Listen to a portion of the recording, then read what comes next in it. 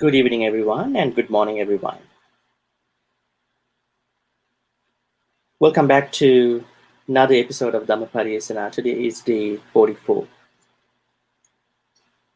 I am Bhante Chandima, the host of this session, and my guest today is Suchetana Shairi, and this is how she's known in India. But we publish her name by Suchetana Dey, a wonderful lyricist, a poet, and so many things to talk about today. Let me introduce her bio a little bit so that you will get a sense of who she is and what's her background.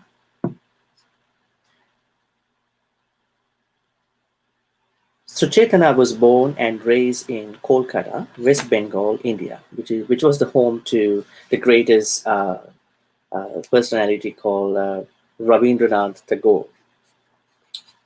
One time he was a Nobel Prize winner as well, I guess. Suchetana has a master's degree in entrepreneurship and MSME Management. So she said that MSME means micro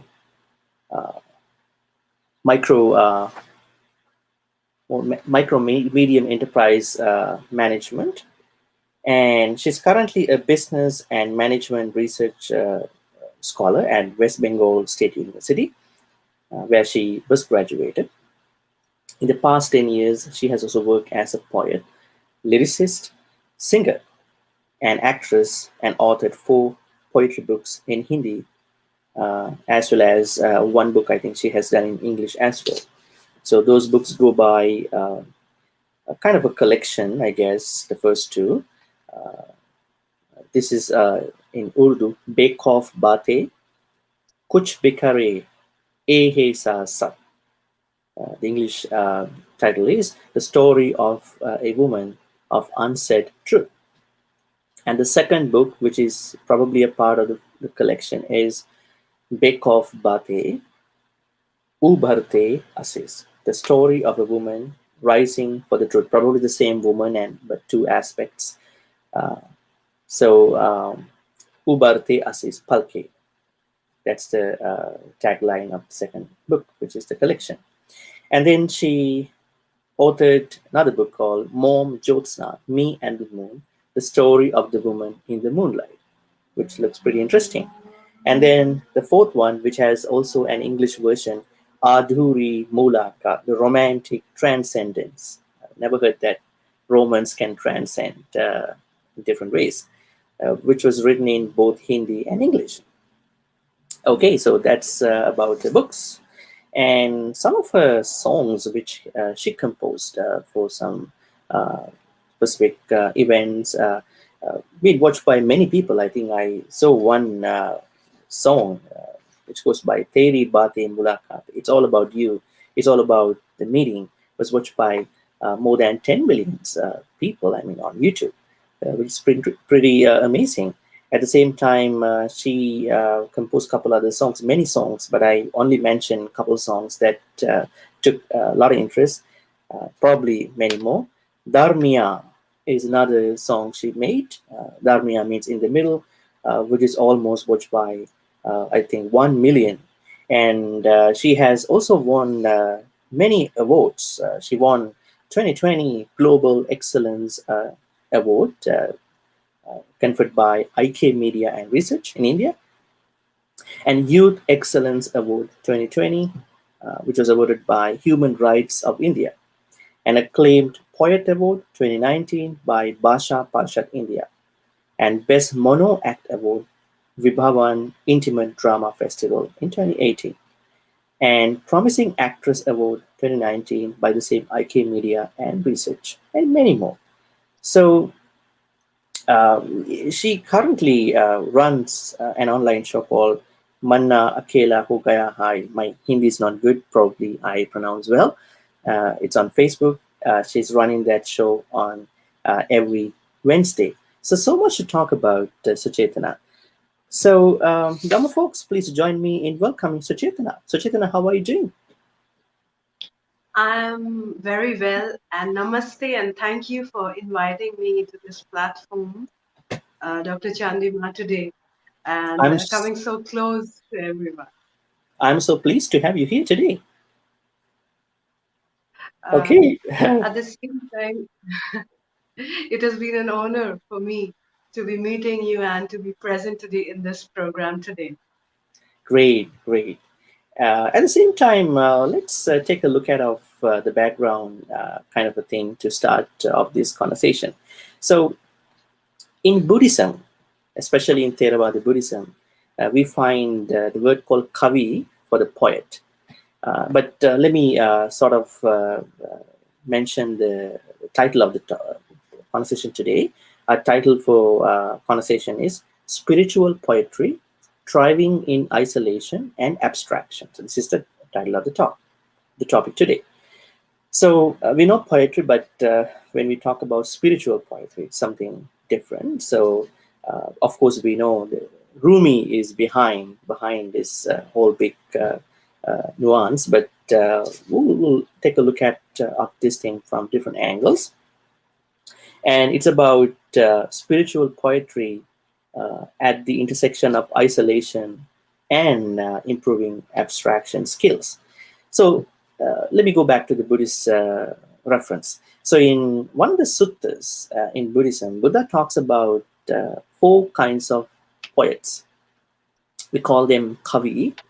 Now the sutta is Kavi Sutta, Anguttara Nikaya 4.231. In that sutta, Buddha talks about these four poets. The first one is Chinta Kavi. Chinta Kavi is a poet who uh, I would say, thoughtfully composes his own work, very thoughtful about one's own poetic work. The second one is Sutta Kavi.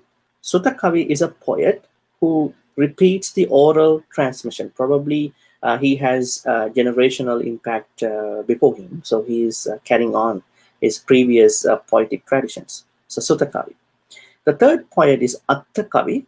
Atta Kavi means a poet who educates the people. Probably you have a lot of emphasis on that motivational, didactic kind of like poems, and we see in Sanskrit a lot of didactics, right, with poems. Like Bhartrhari, and a lot of people, like some authors in Sanskrit, classical Sanskrit. And the last one is called Patibhana Kavi. Patibhana Kavi is a poet who improvises, which means he has a lot of creative poetic work. So Chaitanya, I think your camera is flip a little bit. Yeah. So the Patibhana Kavi means a poet who can improvise, which means who can uh, create, compose creative, what do you call, poems. Okay, so this is an introduction about the poets, but I feel when it comes to your background, it's something uh, different. I guess probably you may have all of this. So we'll get into the intersection of the topic. Now, poetry is something that had started from the walls of caves and then to the most sophisticated pieces of writing. And it's an important part of art and culture since the inception of the concept and writing.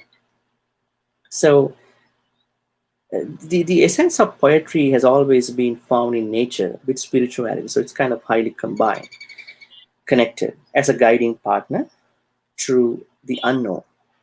Poems have been written not only as an expression of the unknown, but also as a memory to that which has been experienced. It's more about experience. At the same time, when we look at a kind of a definition about the poetry, at the same time spirituality, poetry uses elements of irony and satire that have helped reform societies and bring to limelight the ills in those times. On the other hand, spirituality is something from within that touches us all at one point in our lives. So, Suchetana, before we jump into our first question, why don't we look at, you know, uh, kind of a poem you made, uh, on your own. So, would you mind sharing with us a poem you made by yourself in English? Yes, this has been my one of the latest publication. I wrote a book called Adhuri Mulaqat. It was based on a meeting which remained maybe uncertain or was not possible somehow. Suchetana, I So think your this your camera entire, is kind of having some issue. Can you just turn off and turn on? Probably it might work. just hold on, Yeah. just hold.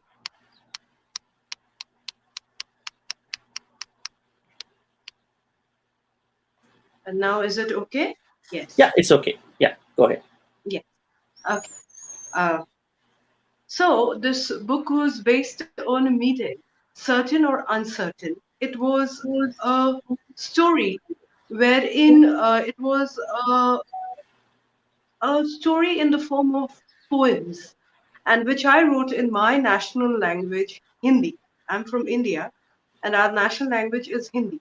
So this book had poetry in my national language, that is Hindi, and in English. I would like to read a poem from this book. It says, "The golden roads of life have to come to the footstep. The lady walking through her emotions are always with a new hope. The world has opened arms to her new gateway. She sees the world with her eye in a new way. And she sees the changing people with the change in every geographical location she travels. The utter joy of her gets on the eyes, and her eyes sparkles. The sun, the moon witness the beauty of her nature. She learns to handle all with her head held high. The journey is long enough, she knows, and she has to move on with the journey her heart knows. And innocent herself wants to be on the mother's lap, but the moon and the sun say, my darling, you have to move on. So this is a small token of my poem in English, which I just said from my book. That's great. Is it is it something from the fourth one, the fourth book that you made? Is it from Yes, Aduri Munaka? yes, it is Oh, great. from Adhuri Mulaka. Yes, absolutely. Tell, tell me a little bit about what's the romantic transcendence. How you, I mean, in short, how do you view that? I mean, there are maybe This, people out here who might want to know how they can transcend their romance. Probably, I don't know. I mean, you yes. can share with us. Now, the love is a form which cannot be seen but can be felt. I love my mother. I love God. When we love someone, it is not required that you need to see a person, you need to touch a person, you need to know a person. You are loving something you've never seen. It is God. You love it so strongly that you see it, you visualize it. And from there, somewhere, I found that love is a romantic transcendence. You don't need to see a person, you don't need to touch a person, you don't need anything. You just need to feel the positive aura. And so I thought, let that be the romantic transcendence. That is what I thought when I was writing this series. Is there an abstract skill for anyone who is not into poetry as well? You remember the Indian messenger poem called Meghaduta. In Meghaduta, there is this what do you call the arrested, remanded, what do you call uh, the demon, right? And he sends a message to his his family, I guess. So right, and then through a cloud, right? So it looks like it's more about developing abstract skills, right? I mean, which was Yes, written it by, is. composed by Kalidasa, right?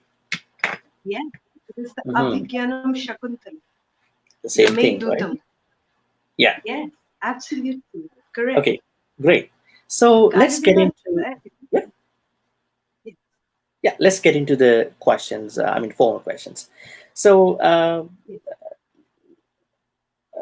so Chetana, you are very vocal about uh, something that uh, poets, especially in isolation at this point, you believe that poets have more spiritual elements when it comes to isolation. So you think that poets can compose many things with spirituality. That's your own view, but I know that uh, this might not be common to every poet, but you think in your own way. So,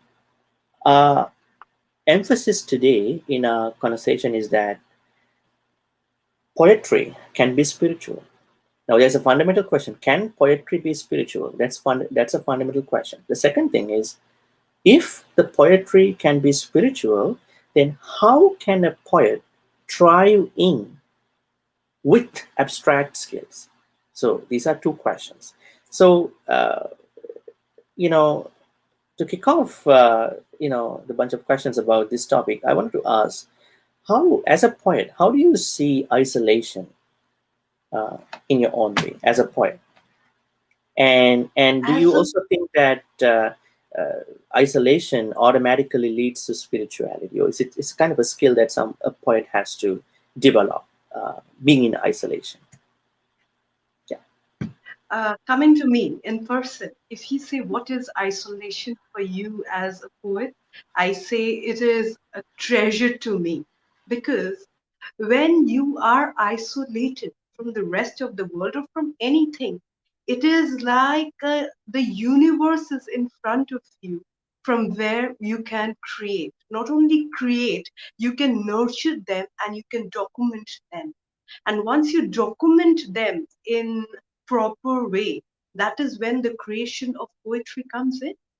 So for me, isolation is a treasure. You require isolation. You need that mindset, that focus to concentrate, to create the poetries which can be documented. Today, maybe I am Suchetana Shairi, a young poet somewhere in West Bengal, Kolkata, writing small poems, big poems, long poems. But this time of isolation energizes you. Great saints isolated themselves for some time in their lives to be someone. Even our Prime Minister of India, Narendra Modi ji, he also isolated from rest of the world once in his lifetime to come to politics and become the Prime Minister of India today. So isolation is very important for not only poet but for every person to realize their strength, their power, to where to be in and where they are going for. And this isolation can be used so much positively, so much to create and recreate, that it can create a hope and aura in everyone. If we take about our country's great poets, they were spiritual poets. Mirabai, her writings, Kabirji, his writing, they were great spiritual leaders of our country during their era. And they have created wonders. And yes, somewhere, someone who is in isolation must think positivity. And when you think positively, some energy, the calling of the God, somewhere someone calls you and gives you that power to write. We are just human beings having blood, heart, nerves, tissues. But who are we? Our mind. When it gets this energy of the supreme power, it works very differently. And somewhere, something that is pulling us. See, the law of gravity is there. We are standing on the earth. There is some supreme power, the spiritual power that is pulling us. It is giving us every day the power to work, to do something good. And maybe this helps us to create, not only create, document them, and even speak them through our language, through our words. And spiritualism is very important, whether I am a Hindu, Buddhist, Sikh, Islamic, uh, Christian, Jain, anything. It's very important that spirituality should be present. And I think the spiritual power is the supreme and the extreme power in every man, woman, animal, plant, trees, which motivates the person to live. And when you see them, visualize them with your own eyes, and when you document them, that is when the poetry is getting created. And all the dialects, the ancient dialects, are in poetical forms. Everything is in poetical form. And then there had been stories and books and formal education and proper scriptures and writing. But I feel when mankind was created, when we started the concept of language, there had been these joining of words, some rhythm, and this rhythm has created poetry, which I feel uh, that is all from my end for this question. So this is one of the good advices to all poets out there. Taking isolation as a positive tool, positive environment to more focus on healthy kind of poetry.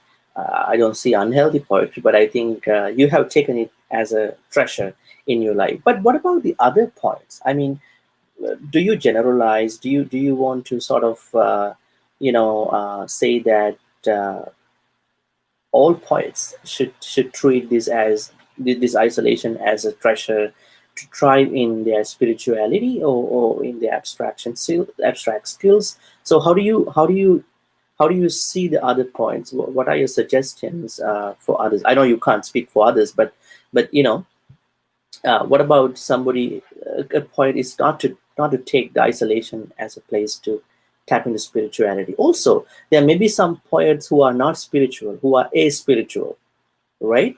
So in today's world, I mean, a lot of people don't like religions; they like to be spiritual. But there may be some people who might not be spiritual. So how do you bring this spirituality element uh, to an isolated poet? So I mean, if the poet is not spiritual, do you think that poet could consider being spiritual in making poems? At the same time, what if he's not or she's not? So how does that person continue with his poetry in isolation? We all are creation of God. I believe it truly. And if a poet says that I am not spiritual, he is unaware of the fact that what he is doing, how he is doing it, is because somewhere someone is motivating him. He could say that it is my mind that is helping me.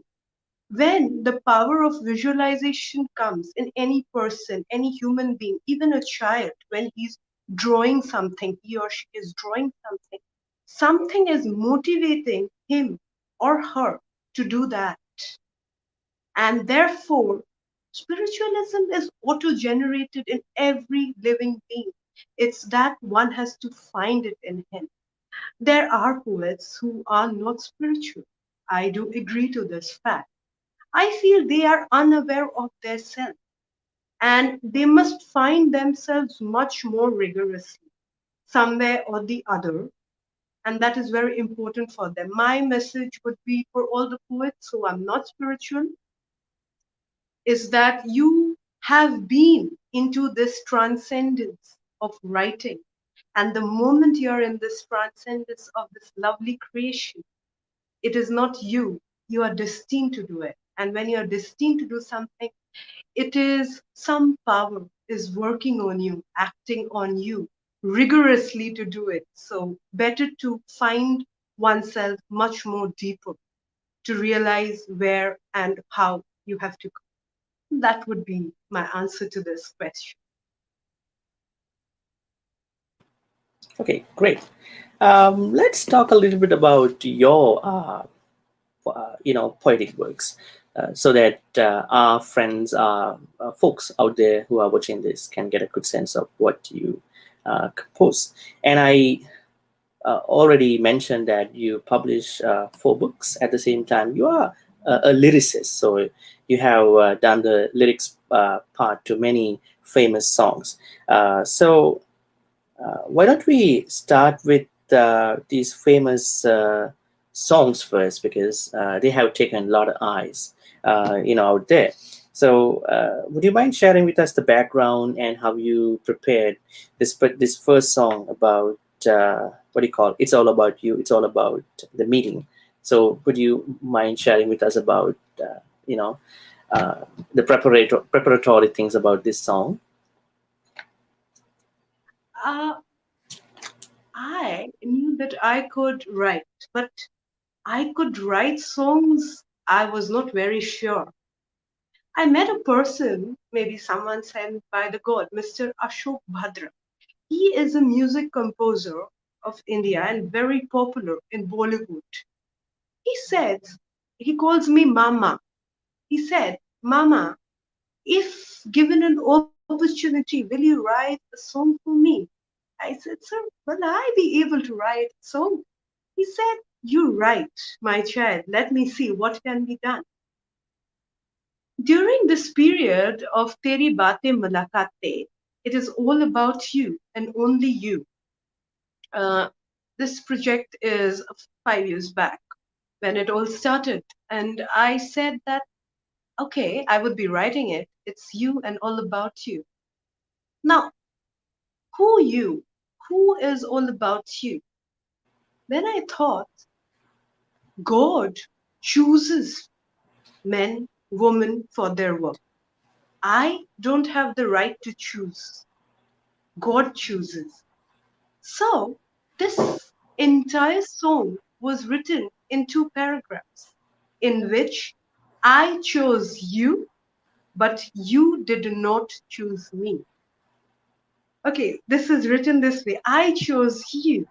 It's about a man and a woman. The woman chose a man. Well, that's the first stanza. And the second stanza is the man chose not the woman, but the other woman. And there was a third stanza to this, where God chose the woman who was not chosen by the man for a greater cause. So it's all about you and not you. So your destiny, whatever a man or a woman will do, is not being destined by himself or herself. It is destined by that supreme power. And I felt while writing this that yes, uh, we say that we are in control of the life. That is, we get up at 7 a.m., do our chores, go to our work, and etc. But some way or the other, something else is also working, which we can't control.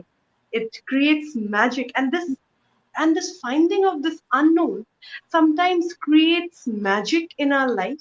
Sometimes pushes us to our extreme to be something. At the same time, it gives us a lot of teaching and prepares yourself a better you. This is what I feel. Um, is the song "Dharmiya" the one that was nominated for an award in France, Paris? Yes, yes, Yeah. So, would you yes, mind sharing with us a little bit about it? yes. Uh, Dharmiya is an Urdu word. Uh, Viewers who are watching, who knows Arabic language, Urdu language, Dharmiya is something known as in between. That is, nothing happened, it is in between. So Dharmiya is a very beautiful mm, celestial music. The music composer is Mr. Abhishek Basu. So I said, create something celestial, it will give a better feel. He said, okay, I would do that way. And I said, I would like to write something. This would create an aura and energy in the mind of the young youth who are, say, 16 to 22 or 23. So, Dharmiya is a love story. It was already said that it is going to be a love story. It's a teenage love story, a beautiful relationship between a man, no, of a boy. I would not say a man, 17, 18, I would say a boy, and a girl somewhere in the hill station. And it was also, it also had a shoot in a hill station, and they met, they went on going here and there. The locations were also very beautifully done during this entire thing. I wrote it. I'm very happy that I wrote this song. And at the end, this boy had a road accident and he could not meet the girl. And the girl, when she went to search this boy, he found that the boy was not there. But the girl reached that place where the boy died and felt his presence, his aura, his energy, that is, he is still standing there. So Dharmiya also had this very immense spiritualism at the end, that even after our death, if we love someone truly, we will be there at that time for some time to say that person a goodbye somewhere. So that is the story of Dharmiya. And I become very emotional when I talk about Dharmiya, because when I was penning it down, it is in Hindi, it is said that बयारों से बातें दिल में रह जाते, भीगे रास्ते में हम साथ साथ चल दे. It means when in the air the voice still of yours is present, and we are walking on that washed, rainwater washed road, which is still there today. So it has this celestial music and this story and concept in it. That was one of my creation when I penned it down. Great. What a great attempt, to write these songs, although they are secular. The main reason why I wanted to invite you, invited you was that I want to bring secular elements to understand how does spirituality work. So that's the main thing. So you are making that happen. So when we're looking at your poetic works, you're sort of emphasizing about motivational poetry, and probably you're starting from motivational poetry into relationship poetry. Relationship does not mean a boy, a girl, man, or woman kind of a thing only. It's more, it's more expansive. So with that in mind, how would you explain to us about your books? I mean, these 4 books, your motivation, behind writing these books. I mean, poetic works.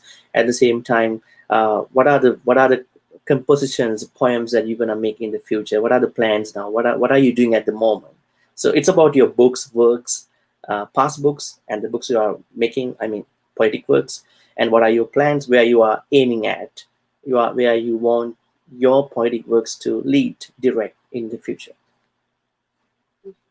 Uh, See, as a writer, as a poet, I feel every time when I write, I am in that book.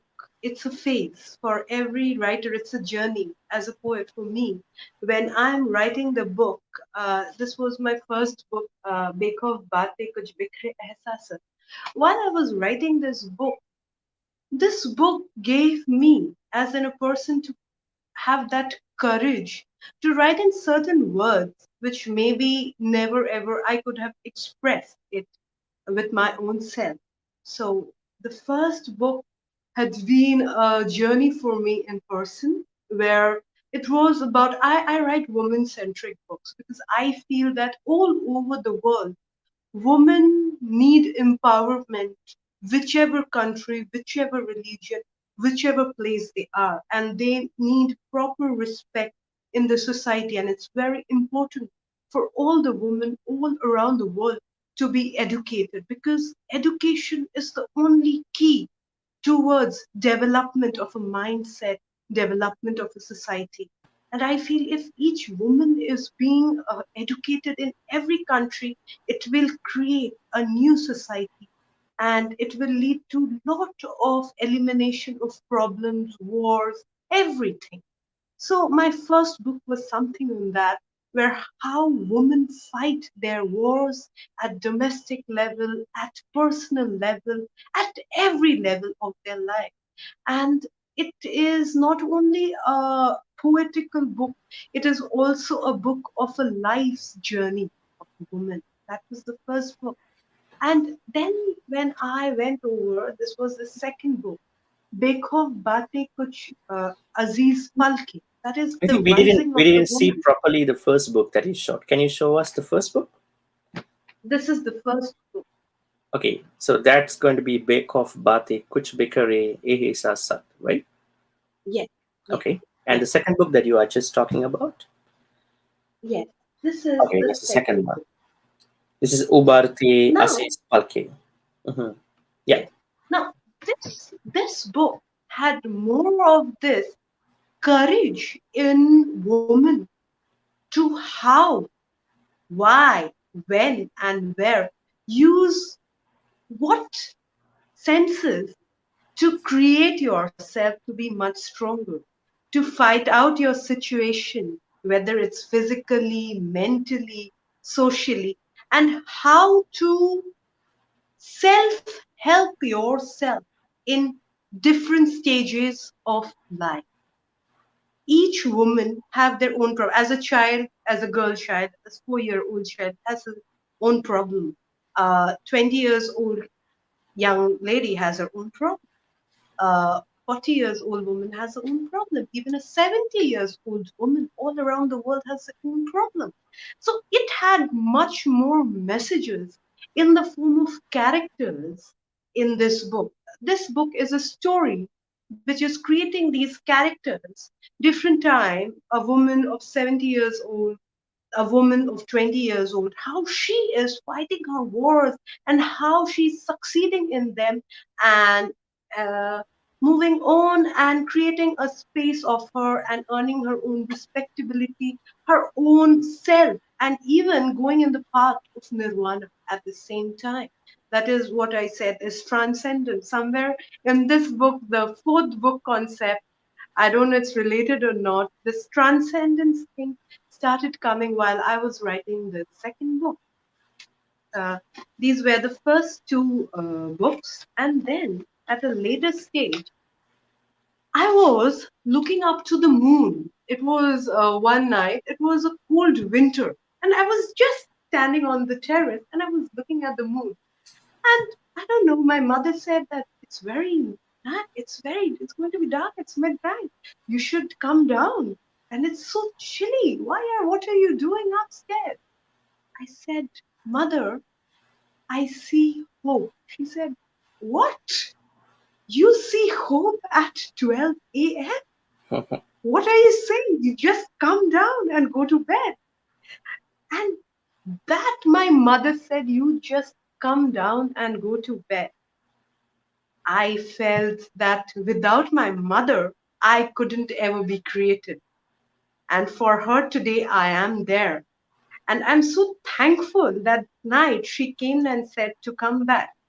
This is that book named Mom Josna. It is uh, how the life of a lady, middle-aged lady, from her 30, from her 30s till her death. It's the story of that woman, how she creates some good moments in her life, some worst moments in her life, and how at the end of her life, before dying, how she left her body and her soul, and what happened to her body and her soul after that. So this book is my imagination, and somewhere I, being a writer, I find reality in this book. I wrote this book in Bengali. That is my mother tongue. I'm from Bengal, the land of Ravindranath Tagore, West Bengal. And I think the entire world knows about our Guru Ravindranath Tagore, the famous poet, and his works are still being renowned and worked in my uh, land. So this was Mum Jyotsna. And Thank you. I mean, later, yes, yeah, yes, yeah. Please go ahead. yes, yes, yes. Okay, I mean that's a good overview about your books. And what about your books? You know, in operation at this moment. I mean, are you composing more poems at this point, or are you planning to make poems for a kind of a collection in the future? So what's going on now? I mean, I know that these are the books you made in the last couple of years. So what is going on now with your poetic skills and lyrics?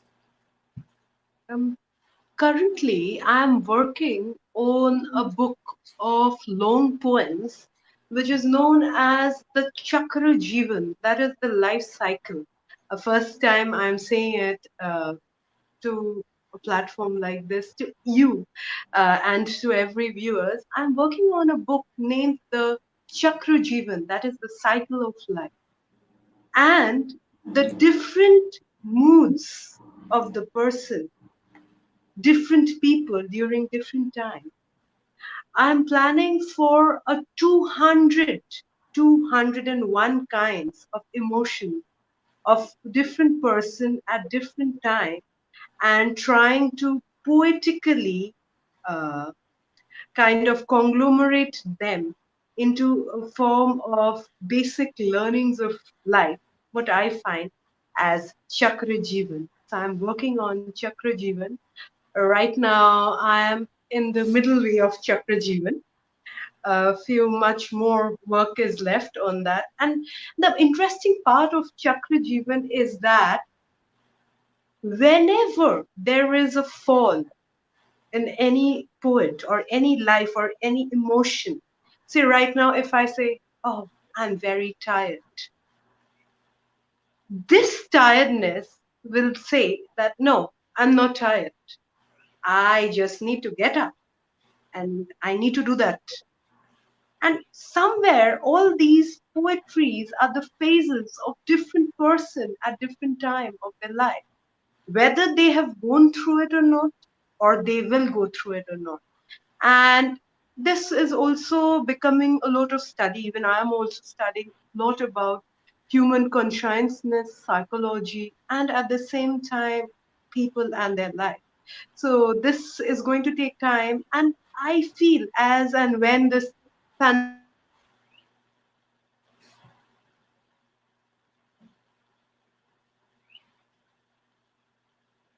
send this book you, sir, of course. And at the same time, I have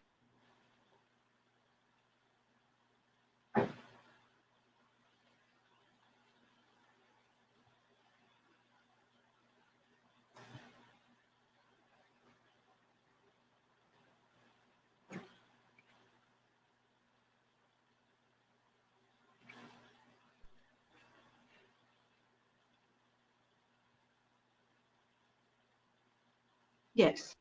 So this is what I feel right now. Mhm. Thank you for announcing your new book. And at the same time, I'm kind of like excited to know about 200 over emotions people have, moods. Interesting. Okay, so let's talk a little bit about the solitude aspect. So, because you said that even the current prime minister in India, and he was in isolation before he became the prime minister. So he took some time to develop himself. Uh, you know, Uh, uh, yes, there is a movie. You can find it out. Oh, it's a Everyone who is movie. watching this It's program all it's a around movie. the world, Okay, okay, it's okay. about Great. his life. It's about Narendra Modi ji's life. The Okay, name of great. the movie is Yes. Yeah, And what's the name if you of the movie? watch this movie, yes, Narendra Modi, his Narendra Modi. entire life journey is out there. I would send you the link of the movie. If you Great. see, it is said. Uh, it's in the movie somewhere, what I can recollect by seeing the movie, he left all his work and he went to the Himalayas. He became a saint for a few years of his life. He went for deep meditation. He went for finding himself and he found himself. And when he came back, he started his political journey. And today he is the Prime Minister of our country and is leading the nation just like anything. Yeah. And I feel that it's very important. Even this movie had been a motivation for me. Somewhere when you know when to leave something and go for searching yourself, that searching becomes a treasure of the lifetime. But this searching has to be the search for positivity, what I feel. Yeah, that makes a lot of sense, because sometimes we need to sort of you know shut down, turn off our unnecessary involvements, evaluations, connection to outside world. Just take some self improvement time, do some meditation, just check in ourselves that I'm okay, am I stressed out, am I depressed. At the same time, like when you talk about this Indian context, people even take initiatives to go to become saints, tapases, all that, right? It's a very good thing. So, Yeah. how does the solitude affect a poet? I mean, how do you see this from the both genders, man and woman? Solitude. Even in the Buddhism, shunyagara, which means monks and nuns, they better take some time in shunyagara, empty places, to sort of like revitalize, re-energize one's spiritual work. Just as them, I mean, when it comes to a poet, it's good to sort of revitalize thinking, creativity, improvisation, all that. So, how do you see that the impact of isolation or solitude to a poet? I believe strongly that it's very important to be empty. It is very important to be isolated. It's very important to be no one and nothing. Because it is said in Hindi, there is a saying, which I write it every time. Shunya se hi shrishti hota hai. It means that when you are a zero, you have nothing. That is the moment of truth when you can create. And this creation will not be in one day. It will take time. It has steps 1, 2, 3, 4. And this shunya is very important. This zero, that I'm nothing, I'm no one. When I was born, I was just born. And then I learned mother, father, wearing dress, people, friends, society, culture, religion, since I did Nothing. not know. So, nothing. So, I Yeah. had the opportunity to learn. And still, I am in the learning process. Even after writing books and so, I feel somewhere, Dr. Chandima, that I don't know anything till now. Lot and many things are still there in this world to be learned. And this learning has to go on, come what may, because this learning is the power of a person, a power of a poet, a power of a society, a power of a country. And learning and education and spiritualism, of course, can create a better society and the world. And very important, like today, the entire world is in a pandemic because people did not realize a lot of things. If they would have understood, then maybe we did not have 1, 2, 3, and 4 ways. So, realization, discipline, good character, good words, education, isolation, and of course, belief and trust must be there. And much more important, respecting your elders, your society. your gurus, your teachers, and learning from them is very important, what I feel. So Chetana, some people think that being empty is no good. They feel bored. They want something to instill. Like I'm talking about the normal folks. But for someone like you and someone like a spiritualist, someone who wants to go on a journey, would like to uh, have the inside being empty, because this is something connecting to the Buddhism. In Buddhist later Buddhist tradition, some scholar monks they develop a concept called shunyata, which means emptiness, theory of emptiness, because we always look at the both side, positivity and negativity, but there is something in the middle which is called emptiness, and everything is empty at the end. So it's really good to see that emptiness is something that we should not neglect. Uh, we should take it as a place to revitalize. I mean, to do our self improvement practice. Some people now, when it comes to pandemic, people take isolation, solitude as one of the worst experiences in their lives, right? So it's a good thing that you suggest, not as a poet, but also as a good human being, to think isolation is a place to learn. Probably you need to unlearn and start learning from the beginning. I mean, that's a good thing too. So sometimes we learn unnecessary things. We probably need to unload, unlearn, and relearn the good things. So there are a lot of opportunities which you could see in isolation, especially when it comes to a poet. And I think you said it's really interesting, important for them to think and treat isolation as a place of learning, but not as a place to just to be bored. I think poets are not bored at any time. Poets have a lot of thoughts, a lot of imaginations, good imaginations. So I hope you are one of them. Okay, so let's get into this interesting piece. I mean, this is our topic. What is the connection between spirituality and poetry?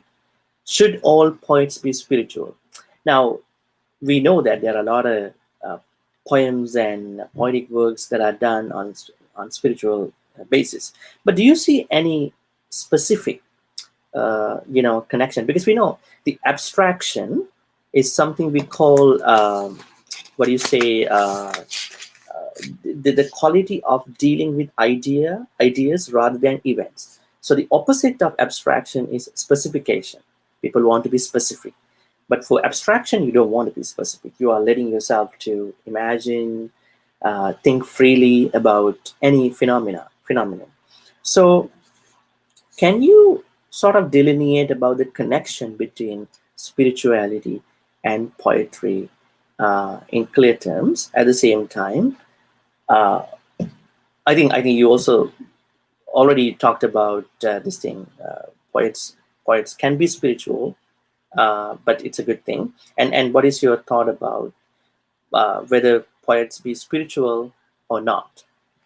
Yeah. So the first question is the connection between spirituality and poetry. What's the bridging factor of these two? Yeah. Uh, this is what I feel. I have found out that the power of visualization can only come when you can think. Ghalib Sahab, he is one of the most ancient poets, I think, after Rumi. He said, भटकना जरूरी है मंजिल को पाने के लिए. It means that it is very important to be lost to find the right destination. When a poet visualizes, how is he visualizing it? When I am writing that she is walking through different areas where she can touch the grass, she can touch the sunlight, she can feel the air. How? Why am I able to do this? I'm able to visualize it, or maybe I have gone through it. That is why I can do it. Now, it is not possible for a poet or a writer to be in every place, in everything, what he or she writes. The power of visualization comes to a writer, can visualize. How will a person visualize himself or herself if he cannot concentrate? Concentration is only possible by meditation, by connecting oneself in the proper direction. When we meditate, the crown chakra, we can activate it by meditation. We can see the light, we can see the God. Similarly, a poet doesn't know that he is somewhere when visualizing his crown chakra is activated. That is why he is able to see things. And that is how he is able to do it. So obviously, the spiritualism, a poet is automatically having spiritual qualities, is spiritual, whether he or she denies. Because the moment the power of visualization comes, that is only possible through spirituality. So that is how it works. The moment you are spiritual, you can visualize. And the moment you can visualize, your senses develop, then you can write them, document them, you can show them, you can create them. Not only writing, even if you talk about a person who is performing, singing, or acting, or doing any kind of thing, how is a person able to do it? Even in our daily course, when we do certain things, maybe painting the room, or create, or keeping the flowers in a vase, somewhere it is visualized and you're keeping it. So of course, spiritualism is a very strong point of every poet. Very big, big poets, all the learned poets ever, whether they are believing in or not, they have been spiritualism. Even the Upanishads, the Vedas, all the saints, the great saints have written this. In a country, India, they were spiritual leaders. They were poets. Hymns are everywhere, even in Buddhism. I think the scriptures are in form of poetical poems.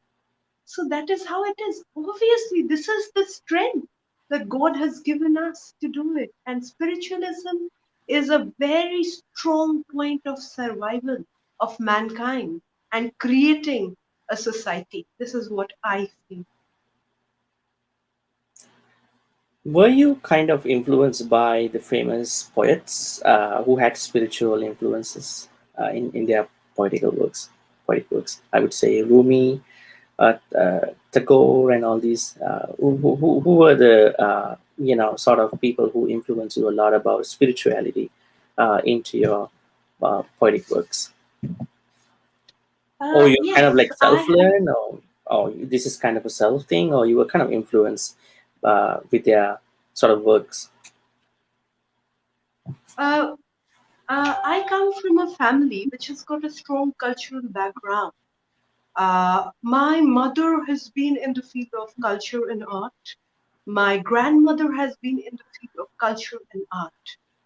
At the same time, when I met my gurus in my life, whom I still follow them, my guru is Usha Ganguly ji. I have learned a lot from her. She has passed in the previous year, and she's no more in this world. Now, these all my gurus and my surrounding from very young age, they have taught me that create your abstraction, create your writing, create your senses, create your realization. And they only taught me that you must read books, you must go through them, you must understand these poetries. When you give a little girl a book of Kalidas, what she will understand? They said you read it, whether you understand it or not. They said you read the poets of Mirabai, you read the poets of Kabir Das, you read Rabindranath Tagore, you read Shakespeare, you will understand them.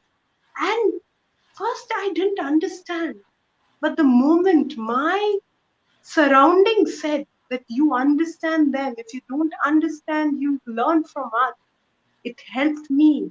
Maybe God sent them as hands to me. And I started taking these knowledge and advice from them. And still today, somewhere, someone, everyone helps me out somewhere or the other. And I feel the journey is continuing and it will never stop, because I don't think in my lifetime I would be able to gather so much of knowledge. But still, I try every day desperately to learn more, of course. Knowledge cannot be, knowledge is undefined, but sometimes what we can be defined. But the most important thing is that whether we can utilize our knowledge to the best that we want to have that knowledge. Knowledge might be, you know, so what do you call, infinite. But that's a good motivation that you are sort of spreading across. Okay, so today we've been talking about poetry with spiritual elements. Now, we of course we accept there is spiritual poetry, and also we talked about the intersection between isolation and abstraction when it comes to a poet, and you are one of the very good examples of that kind. So nicely, wonderfully you've been utilizing this isolation as a place to self-check in and to improve your poetry. That's how you think, and then this is what you suggest all the poets out there, not even the poets, Suchetana. What about the scholars? And scholars, they write articles, books, and they are not that much socialized a lot sometimes because they have to be in rooms, libraries. So spirituality can be a good a tool for them to enjoy, especially their mind-boggling activities. So, are there any things you wanted to add in addition to the things you've been, sharing with us so far that we may have missed out on? I have one message to all the viewers who are watching this program.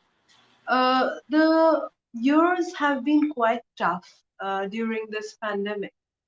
And today, if you are safe, if you're alive, and if you're at your home, and maybe you have job, maybe you don't have job, but somewhere or the other you are alive because there is some power of God that chose you to survive this hard time. And it is He who will show you the way, but it is you to go for the right way. This is my message to everyone listening to this program today. Thank you so This is much. what I wanted to add. Thank you, Suchetana. I think we learn a lot from you. Normally, I invite people from mainstream spiritual ideas, but the reason why I wanted to bring you here was to give our audience that we have to look at different avenues of life, and poetry is one of them. Although it has a sensuous nature in a sense, but everything has a sensuous nature. Talking has a sensuous nature, writing, anything. But what we can learn from you is that you have a good passage for isolation, so we can bring spirituality to our creative work. Poems are creative works. I think you can be called as somebody in out of those four categories: a poet who improvisation, because you are not just carrying the past things. You can also be a attakavi, a poet who educates people, right? At the same time, you can be a chinta kavi, a poet who thoughtfully composes your own, thoughtfully composing. So you can be these three poets definitely: chinta, atta, patibhana. Patibhana is one of the very accepted forms of making poems, which means that you are improvising. You can improvise, and this is what I learned from you when you saw the moon on that day. You said that your mom was the reason behind that, but I felt like you were the great imagination at that point, and you could do that. So, anyways, thank you, Suchetana. I'm really happy that you came in, and I know that your songs have been widely watched by many. Uh, and then I wish you great success in all your compositions, songs, poems, and books. And I think you are also studying as a research scholar at West Bengal University. I hope everything will go well and stay safe. Thank you so much. At the same time, I wanted to say, Dhamma folks, thank you so much for watching our episode today, which is about spiritual poetry, thriving in isolation and abstraction. Joined with me was Suchetana Dey. She was a famous figure in terms of poetical compositions, especially when it comes to spiritual poetry. At the same time, she's a lyricist. And stay tuned with another Dhamma episode, Dhammapariyesanā episode. So, thank you. You wanted to add anything else, Suchetana? As a final I would message? say thank you so much today for calling me here at this space. And all the viewers who are watching this, stay healthy, stay spiritual, stay well. That would be my message. Thank you. And Thank you. Take namaste to care. everyone. Take care, Susmita. Sorry, Suchetana, because you had to take care of yourself too. Okay. Have a good night.